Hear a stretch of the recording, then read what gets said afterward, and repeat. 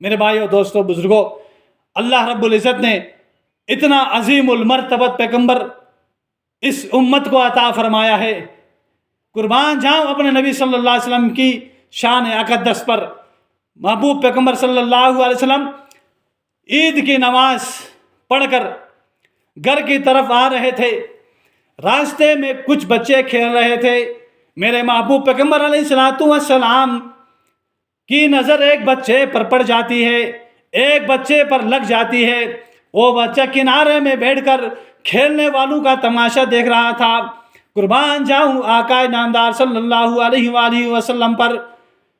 میرے محبوب پیغمبر کو رب العالمین نے یتیموں کے لیے بھی رحمت للعالمین بنا کر بھیجا ہے۔ میرے بھائیوں دوستوں بزرگوں، وہ بچہ کھیلتا نہیں تھا، دور سے ان بچوں کا کھیل دیکھ رہا تھا۔ میرے محبوب پیغمبر علیہ السلام آتے ہی اس بچے پر نظر لگی۔ نظر لگنے کے بعد میرے اور آپ کے محبوب پیغمبر علیہ السلام اس بچے کے پاس جاتے ہیں۔ بچے کے پاس جا کر عرض کرتے ہیں، اے پیارے بچے، آپ کیوں نہیں کھیلتے؟ عید کا دن ہے، خوشی کا دن ہے، جشن منانے کا دن ہے، سارے بچے تو کھیلتے ہیں، اے بچے آپ کیوں نہیں کھیلتے؟ اس بچے نے کیا جواب دیا؟ اے اللہ کے رسول، میرے والدین فوت ہو چکے ہیں، میرے تن بدن پر کپڑے نہیں، میں کیسے جا کے بچوں کے ساتھ کھیلتا، میں کیسے جا کے کھیل کھیلتا، میرے بدن پر کپڑے نہیں، اس لیے میں دور سے عید کا دن بے شک ضرور ہے، جشن منانے کا دن بے شک ضرور ہے، لیکن کیا کروں اے اللہ کے رسول، میرے بدن پہ کپڑے نہیں، میرے والدین فلاں جنگ کے اندر شہید ہو چکے ہیں۔ میرے اور آپ کے محبوب پیغمبر علیہ السلام اس بچے کو سر پہ کندھے پہ اٹھا کر سیدھے اپنے گھر لے آتے ہیں۔ گھر لے آ کر میرے اور آپ کے امی عائشہ صدیقہ رضی اللہ تعالیٰ عنہ سے فرماتے ہیں، اے عائشہ، یہ بچہ لایا ہوں، یہ بڑی قیمتی چیز آپ کے پاس لے آیا ہوں۔ اے عائشہ، آج کے بعد تو اس کی ماں بن گئی، میں اس کا باپ بن گیا۔ میرے بھائیو دوستو بزرگوں، میرے محبوب پیغمبر علیہ السلام یتیموں کے لیے بھی رحمت للعالمین بن کر آئے۔ آج ہم اپنے معاشرے کے اندر نظر دوڑائیں، عمیق نظر سے دیکھیں تو کوئی ایسا فرما روا نہیں ملے گا، کوئی ایسا مداوع کرنے والا نہیں ملے گا۔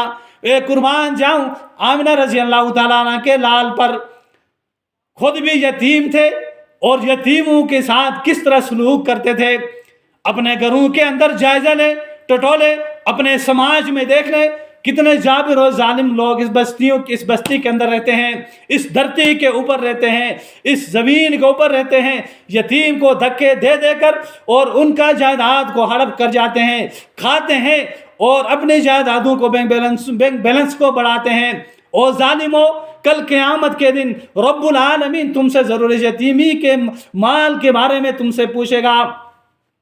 میرے محبوب پیغمبر علیہ السلام نے فرمایا، سب سے بہترین گھر وہ ہے جس کے اندر یتیم ہو، اس کو بہترین گھر میرے اور آپ کے محبوب پیغمبر صلی اللہ علیہ وسلم نے فرمایا۔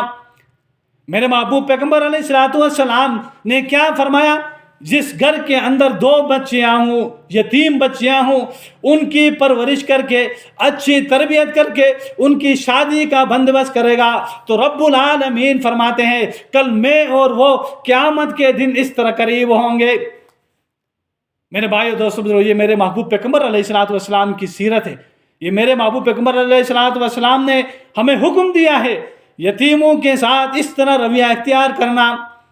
میرے بھائیو دوستو بزرگوں، ایک مرتبہ کچھ قیدیوں کو میرے محبوب پیغمبر علیہ السلام کے سامنے لایا۔ اے محبوب پیغمبر، تیری شان پہ قربان جاؤں، کیوں نہ قربان ہو جاؤں آمنہ رضی اللہ تعالیٰ عنہ کے لال پر۔ کچھ لوگ تھے، ان میں ایک نوجوان لڑکی بھی تھی۔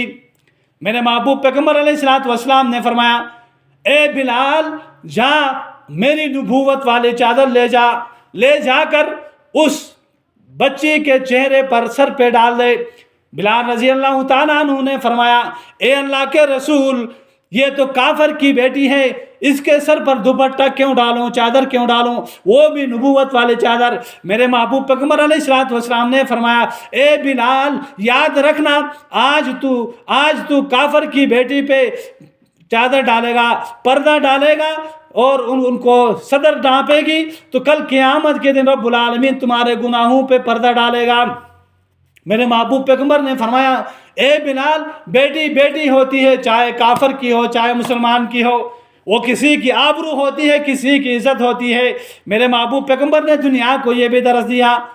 آج اگر کوئی دوسرا حاکم ہوتا، دوسرا فرما روا ہوتا، وہ اپنے ماتحتوں کو اس طرح کا درس نہیں دیتا، ان کو تو ظلم و زیادتی کا درس ضرور دیتے ہیں، لیکن اسی طرح فرما روا کوئی دنیا میں نہیں ملے گا۔